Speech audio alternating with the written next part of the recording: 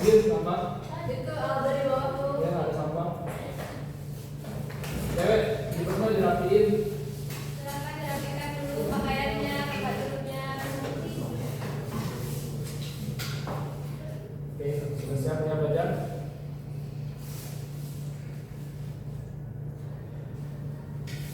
Oke, sebelum memulai pembelajaran kita pada hari ini, kita berdoa terlebih dahulu.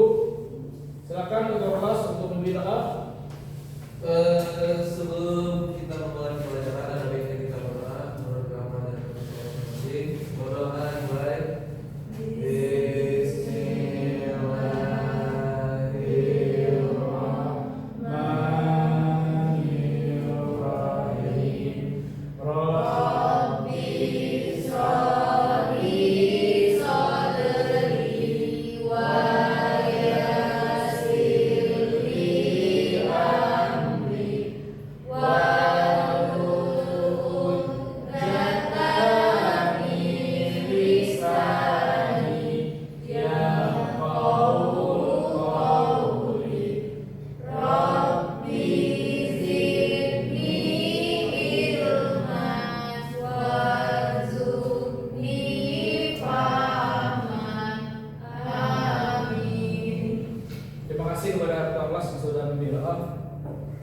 Selanjutnya Bapak akan mengecek kehadiran terlebih dahulu. Halo, Hadir Pak. Epi, Hadir. Fabriza, Hadir Pak. Mafia, Hadir Pak. Setia, Hadir Pak. Oci, Hadir Pak. Sipi. Hadir Pak. Oke, hadir semua ya? Hadir Ya. Pak. Baik, sebelum mau masuk ke topik inti pembelajaran kita pada hari ini, kita akan menyanyikan lagu wajib nasional, yaitu dari Sabang sampai Merauke. Di sini siapa yang bersedia menjadi dirijen? Silakan Abia. Mohon berdiri semua ya anak-anak.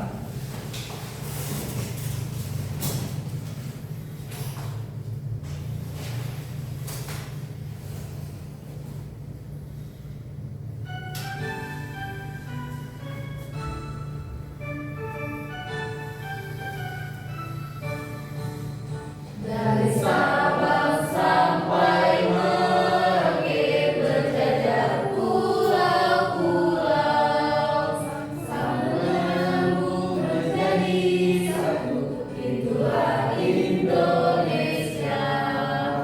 Indonesia kata airku, aku berjanji padamu menjunjung tanah airku, tanah airku Indonesia. Terima kasih anak-anak Abia. Silakan duduk lagi. Ada yang tahu nggak mengapa kita harus menyanyikan lagu wajib nasional tadi? Saya kan lalu Menumbuhkan rasa cinta tanah air Pak. menunjukkan rasa cinta Baik, Pak. ini terus Untuk membangkitkan semangat belajar kita, terus juga menumbuhkan rasa nasionalisme kita. menumbuhkan rasa nasionalisme kita. Benar sekali ya, kita beri aplaus dulu. Baik, kemarin kita belajar materi tentang apa? Ada yang ingat? Silakan Evi. Sistem pertahanan keamanan suatu negara, Pak. Sistem pertahanan dan keamanan negara Indonesia. Ya? Ya, Apa itu sistem keamanan dan sistem pertahanan? Ada yang bisa jawab? Silakan, Evi. jadi kalau misalnya kan sistem pertahanan dan keamanan, kalau pertahanan itu berarti kayak misalnya TNI, Pak. Sedangkan keamanan itu lebih ke Polri. Berarti sistem pertahanan itu berkait dengan aparatur negara ya. Saya tidak Polri. Terus ada lagi? Kapten? Setia ada? Tambahan? Ya benar sekali kan jawab oleh Evi tadi ya bahwa kemarin kita belajar tentang sistem keamanan dan pertahanan negara Indonesia yang berkaitan aparatur negara seperti polisi, TNI, keamanan berupa militer ataupun non militer. Baik, hari hari ini kita masuk ke topik baru. Ada yang tahu hari ini kita belajar materi tentang apa? Oke, Pak. Silakan Oci. Peran Indonesia dalam hubungan internasional. Peran hubungan, ya benar sekali, kita kasih apa dulu. Ya benar sekali yang kata Karolina Oci tadi ya mengenai peran Indonesia dalam hubungan internasional. Pasti Bapak sudah yakin ya, kalian sudah belajar di rumah, sudah mencari referensi baik dari internet, buku, baca-baca buku kan. Nah mengenai gambar sini, menurut kalian apa peran Indonesia dalam hubungan antar bangsa? Silakan, siapa yang ingin menjawab? Angkat tangan, angkat tangan. Saya, Pak. Silakan, Oci. Peran Indonesia itu sebagai mediator atau penengah. Sebagai mediator dan menenang. Kalau misalnya ada konflik-konflik dari negara, contohnya negara ASEAN itu ada konflik apa? Indonesia sebagai negara yang non-blok Ya, sebagai mediator. Penengah. tepat, benar sekali. Beri apa dulu? Benar sekali yang dikatakan Oci tadi bahwa menurut peran Indonesia dalam hubungan antar bangsa itu meliputi hubungan multilateral, bilateral, antar bangsa karena negara itu saling membutuhkan. Contohnya saja Indonesia membutuhkan beras dan Malaysia membutuhkan minyak sawit gitu kan. Itu ada hubungan kerjasama di antara kedua negara. Selanjutnya akan dijelaskan oleh Ibu Mira. Kepada Ibu Mira dipersilakan. Oke, sebelum kita masuk ke pembelajaran, kita akan melakukan kuis terlebih dahulu. Silakan kalian scan barcode ini. Sudah? Apa Bu? Ada yang terkendala? Kendala yang Ya, Kota Bu. Bu, stop.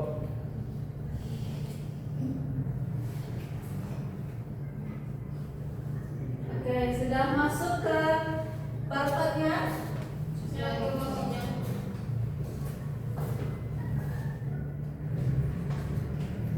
Sudah? Ya Bu. Oke, kalian nunggu sinyalnya. Di sini Bu mau menjelaskan kuisnya terlebih dahulu. Oke, di sini ada dua pernyataan, yang mana yang satunya pengertian dan ruang lingkup dan yang sebelah kiri tujuan dan manfaat. Dan di samping sini ini ada jawaban. Kalian diminta untuk mencocokkan jawaban dengan pernyataan yang ada di sini. Paham? Paham, Bu. Oke, jika sudah kalian masuk ke dalam barcode-nya, kalian mulai kuisnya. Mulai ya, Bu? Iya, mulai.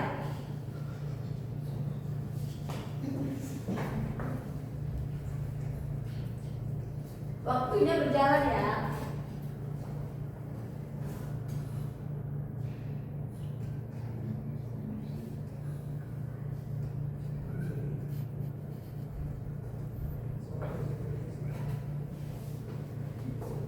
Ada terkendala atau ada yang mau ditanyakan? Contohnya seperti ini.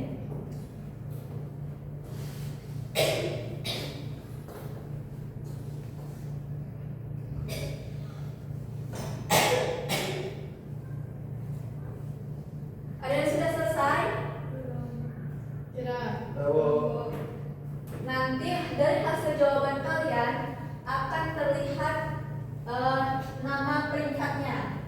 Oh. Ya, yang sudah nanti akan terlihat peringkat 1, 2, dan 3. Nah, dari hasil kuis tadi peringkat pertama diraih oleh Febriza. Berikan tepuk tangan dulu.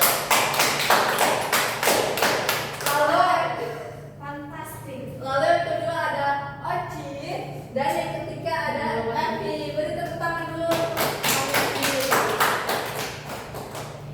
Nah, dari kuis tadi apa yang kalian dapatkan?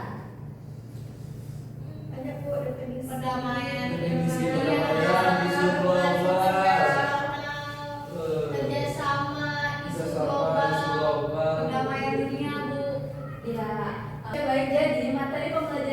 hari ini, yaitu peran Indonesia dalam hubungan internasional. Lalu tujuan pembelajaran yang akan kita dapatkan yaitu kalian diharapkan mampu untuk menganalisis peran hubungan Indonesia dalam antar bangsa dan negara. Nah, peran Indonesia dalam hubungan internasional. Ada yang tahu apa itu hubungan internasional? Saya silakan Khadijah. Hubungan internasional adalah hubungan antar negara atau lintas negara atau bisa disebut dengan hubungan yang menjalin lebih dari dua atau banyak negara disebut dengan bilateral dan multilateral. Ya, bagus. Jadi intinya hubungan internasional itu ialah hubungan antar negara yang menjalin kerjasama. Lalu bagaimana peran Indonesia dalam menjalin hubungan internasional tersebut? Ada yang bisa menjawabnya? Ya, silakan Fabriza lagi. Indonesia berperan sebagai mediator atau bisa dibilang karena Indonesia ini memiliki peran bisa dibilang negara non-blok yang dimana bisa dikatakan tidak memihak negara-negara lain, jadi bisa disebut dengan mediator. Nah, apabila terjadi konflik di negara luar, maka Indonesia berperan sebagai penengah menyusun. Ya, bagus sekali. Salah satu tujuannya peran Indonesia juga untuk menjalin hubungan kerjasama yang mana dalam menjalin kerjasama tersebut untuk mencapai tujuan nasional. Nah, tujuan nasional ini telah tercantum dalam Undang-Undang Dasar 1945 alinea ke-4, yang mana di dalam alinea ke-4 tersebut tertulis untuk Indonesia ikut serta dalam perdamaian dunia dan lalu latar belakang Indonesia dalam menjalin hubungan internasional. Yang pertama, negara saling membutuhkan, di mana negara tidak bisa berdiri sendiri. Tidak ada negara yang bisa hidup dengan mandiri. Contohnya seperti Indonesia mengekspor gandum dari Australia karena Indonesia belum bisa memproduksi gandum secara berlebih. Lalu ada Indonesia perlu pengakuan dunia seperti de facto dan de jure. Kalian tahu apa itu de facto dan de jure? Oke, jadi de facto ini ialah pengakuan berdasarkan fakta, faktual. Sedangkan de jure ini ialah pengakuan berdasarkan ketentuan hukum. Contohnya, Indonesia merdeka pada tanggal 17 Agustus 1945. Hal itu merupakan contoh dari de facto. Lalu Indonesia mendapatkan pengakuan kemerdekaan internasional, itu merupakan contoh dari de jure. Lalu yang ketiga, bertujuan ikut menjaga perdamaian dunia. Faktor hubungan internasional. Faktor hubungan internasional ini terbagi menjadi dua. Ada faktor internal dan juga eksternal. Ada yang bisa membedakan bagaimana faktor internal dan eksternal? Ya, silakan Aldo. Faktor eksternal itu adalah faktor dari dorongan dari dalam dan eksternal itu dorongan dari luar. Ya, contohnya seperti apa? Kalau eksternal itu seperti pemenuhan kebutuhan warga negara itu, seperti teknologi dari Amerika seperti handphone. Eksternal juga impor.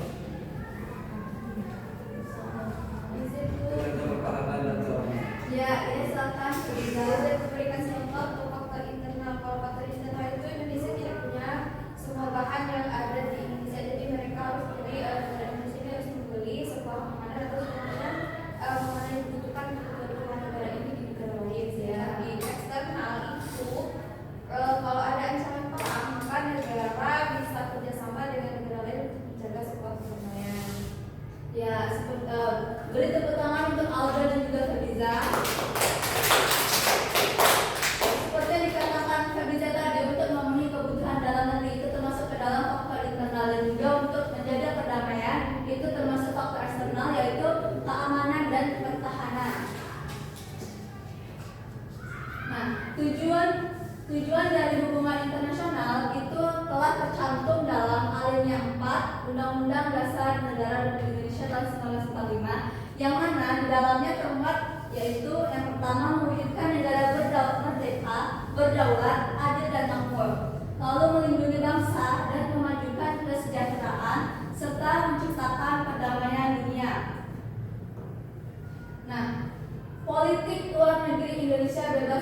ada yang kalian ketahui tentang politik luar negeri Indonesia bebas aktif? Ya, silakan Aci.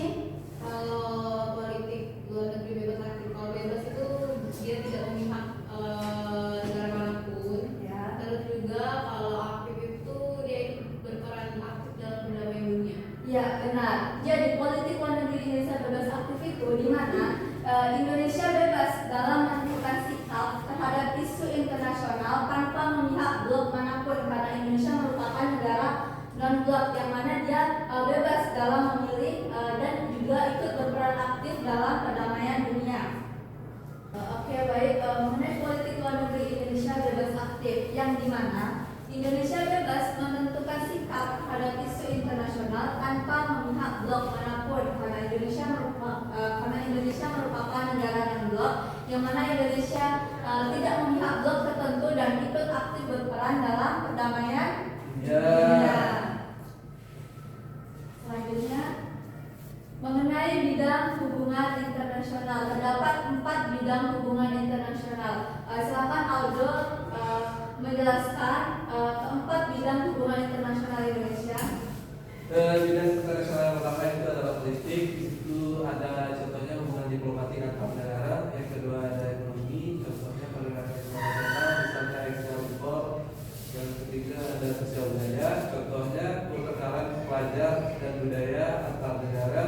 Yang terakhir pertahanan dan keamanan, contohnya kerjasama latihan militer. Iya, bagus. Jadi bidang hubungan internasional itu yang pertama ada politik, hubungan diplomatik, kerjasama dengan antar negara. Kerjasama dengan negara itu bisa menjadi kerjasama secara politik, kerjasama perdagangan, maupun kerjasama untuk barang juga. Lalu ada kerjasama ekonomi. Lalu ada bidang ekonomi yang dimana bidang ekonomi ini menjalin hubungan kerjasama perdagangan internasional antar negara, seperti Indonesia mengekspor kelapa sawit ke India ataupun ke Cina karena Indonesia memiliki kelapa sawit yang berlebih. Lalu mengenai sosial budaya yaitu pertukaran pelajar atau budaya, di mana antar negara saling bertukar pelajar, yaitu itu merupakan contoh dari hubungan internasional. Lalu ada bidang pertahanan dan keamanan yaitu kerjasama militer, seperti Indonesia menjalin kerjasama dengan negara lain untuk menjalin kerjasama militer tersebut. Lalu ada asas hubungan internasional. Kelima asas hubungan internasional tersebut, yang pertama teritorial, di mana negara berkuasa atas wilayahnya dan hukum berlaku di wilayah tersebut. Lalu yang kedua kebangsaan, di mana negara melindungi warganya di dalam maupun di luar negeri, seperti warga negara Indonesia yang bekerja di luar itu tetap dilindungi oleh negara Indonesia. Yang ketiga kepentingan umum. Hubungan internasional ini untuk kepentingan bersama, tidak hanya bukan sekedar kepentingan individu. Lalu yang keempat fakta San Servanda, yaitu perjanjian harus ditaati oleh negara yang membuatnya. Dan ada asas equality rights, yang mana semua negara memiliki kedudukan yang sama. Lalu bagaimana peran Indonesia di dunia? Peran Indonesia di dunia itu yang pertama, Indonesia ikut serta dalam organisasi PBB. Ada yang tahu kepanjangan PBB itu apa? Perserikatan Bangsa-Bangsa. Ya, PBB itu Perserikatan Bangsa-Bangsa. Contohnya, Indonesia mengirim pasukan perdamaian dunia dan pernah menjadi anggota Dewan Keamanan dalam DKPBB. Lalu yang kedua ada ASEAN, yaitu Perhimpunan Bangsa-Bangsa Asia Tenggara, yang mana peran Indonesia di sini sebagai pendiri dan sering menjadi ketua serta berperan menjaga stabilitas kawasan. Lalu Indonesia juga ikut serta berperan aktif dalam APEC, yaitu Asia Pacific Economic Cooperation atau kerjasama ekonomi Asia Pasifik, di mana Indonesia berperan aktif dalam kerjasama ekonomi untuk meningkatkan perdagangan dan juga kesejahteraan. Lalu Indonesia juga ikut berperan dalam organisasi kerjasama Islam atau disingkat OKID, yang mana Indonesia ini berperan dalam mendorong perdamaian dan kerjasama antar negara Islam. Contohnya Indonesia bekerjasama dengan Turki ataupun Indonesia bekerjasama dengan Iran. Oke, selanjutnya akan kalian diberikan LKPD yang disampaikan oleh Ibu Tia. Oke, tadi kan kalian sudah membahas terkait materi dari materi kita pada hari ini, yakni peran Indonesia dalam hubungan antar bangsa dan juga negara. Di sini kita akan melakukan studi kasus secara berkelompok, yang dimana Ibu akan membagi kalian menjadi 3 kelompok.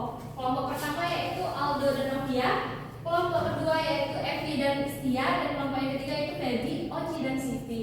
Nah, untuk tata caranya, yang pertama ini kalian disuruh melakukan studi kasus, yang dimana akan disediakan masalah-masalahnya dengan tujuan itu kalian mampu menganalisis apakah kasus tersebut itu merupakan contoh kasus hubungan internasional yang baik ataupun yang buruk. Nah, kemudian untuk petunjuk pekerjaannya itu yang pertama kalian silahkan memilih salah satu kasus yang telah disediakan.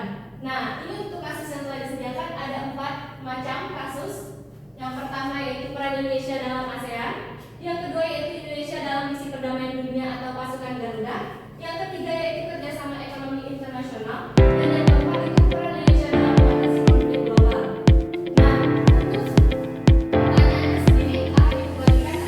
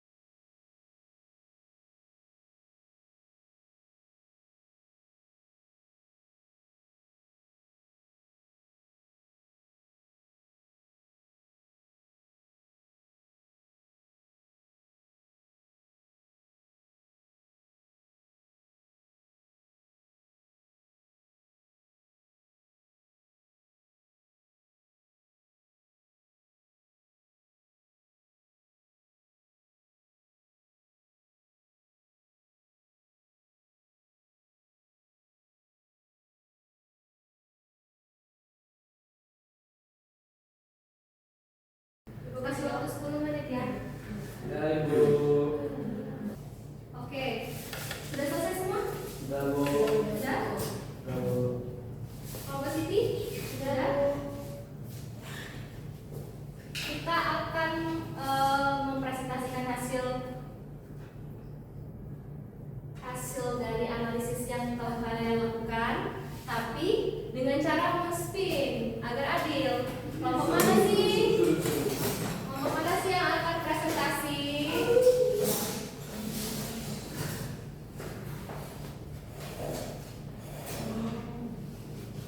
Oke, 1, 2, 3. Oke, kelompok Aldo.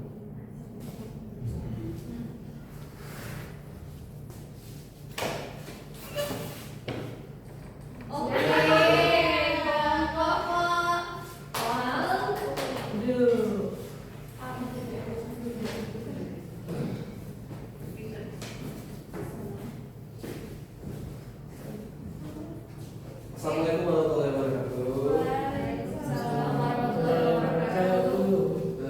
Izin Ibu dan teman-teman, di sini saya kelompok 1, saya Jaga Putra, dan kami akan mempresentasikan hasil analisis kasus kami. Yang pertama, mengapa Kalian memilih kasus berapa dulu? ke nomor 2 yang TNI ini Pak. Ya, bacakan dulu Indonesia dalam misi perdamaian dunia pasukan Garuda. Ya.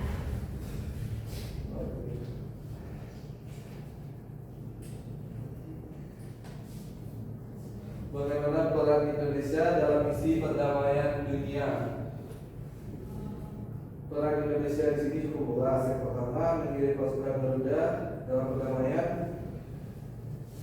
untuk membantu mencegah terjadi peperangan di wilayah konflik. Yang kedua, peran diplomasi dan mediasi konflik. Indonesia akan mendorong dialog damai antar negara atau pihak yang berkonflik. Misalnya Indonesia pernah menjadi mediator dalam konflik Kamboja. Yang ketiga, partisipasi dalam forum internasional. Indonesia terlibat aktif dalam berbagai organisasi seperti Perserikatan Bangsa-Bangsa. Bantuan kemanusiaan. Selain militer, Indonesia juga sering mengirim bantuan kemanusiaan kepada daerah-daerah yang terkena bencana dan daerah-daerah terdampak perang.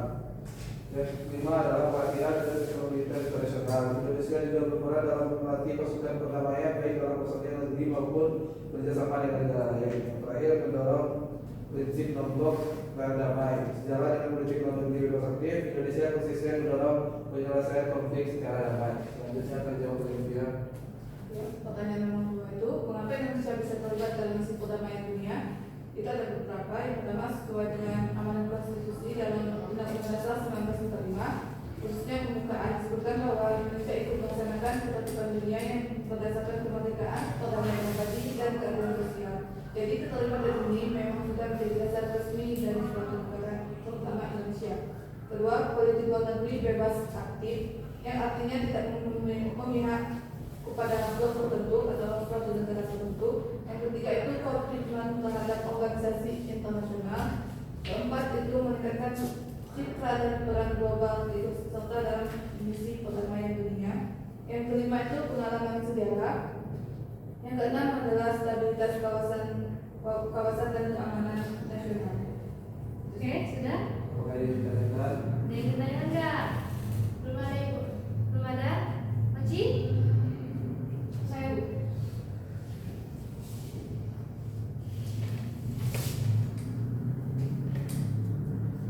Oke, ini bertanya Bu, berdasarkan analisis kalian jadi mengapa peran aktif Indonesia dalam perdamaian di dunia dianggap sebagai wujud penerapan sila kedua?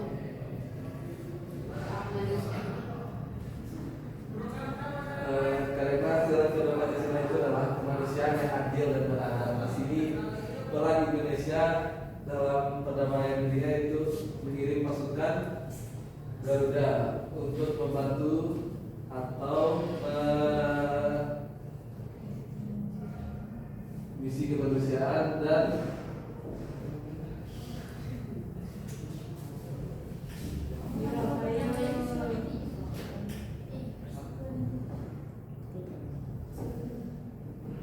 sila kedua. Pasukan PBB ini mereka akan diterjunkan di daerah perang. Jadi mereka membantu mendamaikan, kalau bisa mencegah dan menjadi mediator. Sekian jawaban dari saya. Apakah sudah puas? Sudah. Ada lagi yang ingin ditanyakan? Mau bertanya. Ada yang silakan. Mengapa Indonesia tidak mau memihak salah satu negara ketika terjadi suatu konflik? Ya. Karena jawab ya, karena Indonesia tadi sudah memiliki akses bebas dan aktif karena tidak memihak atau blok dari suatu negara. Dan juga Indonesia itu negara. Belum. Sudah? Sudah paham? Sudah. Sekian presentasi dari kelompok saya tutup dengan Assalamualaikum warahmatullahi wabarakatuh. Waalaikumsalam warahmatullahi wabarakatuh. Beri tepuk tangan dulu untuk kelompok 1. Oke, Ibu akan menjelaskan sedikit terkait kasus yang telah dijuduli oleh kelompok 1 yang dimana Indonesia ini dalam misi perdamaian dunia. Yang pertama ini sendiri peran Indonesia dalam perdamaian dunia. Tentu saja kan Indonesia tadi sudah kalian ketahui bebas dan aktif, yang dimana dia tuh bertujuan dan ingin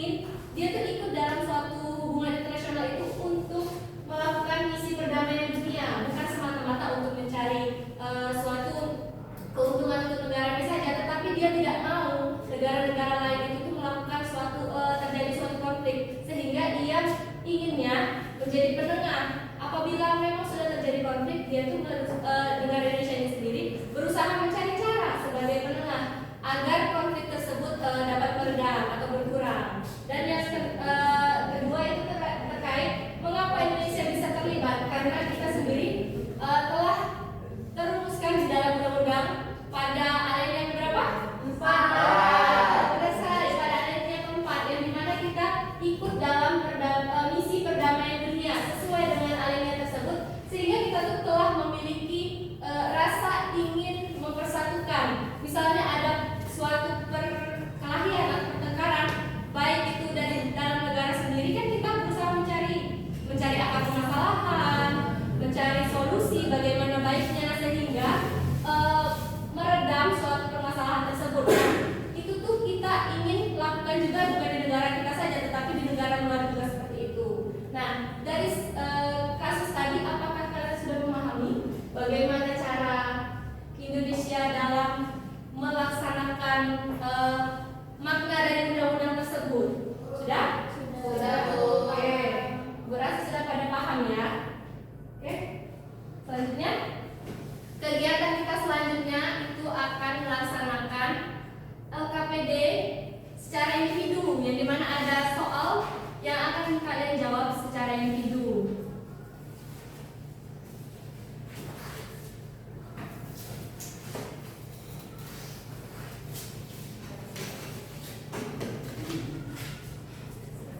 Oke, silakan kalian baca terlebih dahulu, kemudian kalian jawab. Jangan lupa nama. Jawablah secara individu. Jangan nyontek. Aldo. Iya Ibu.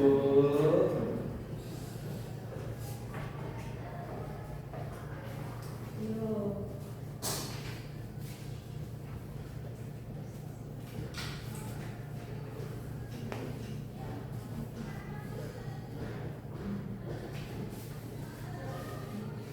Kalau sudah bisa dikumpulkan ke depan ya. Ada soal yang tidak jelas atau kurang dipahami?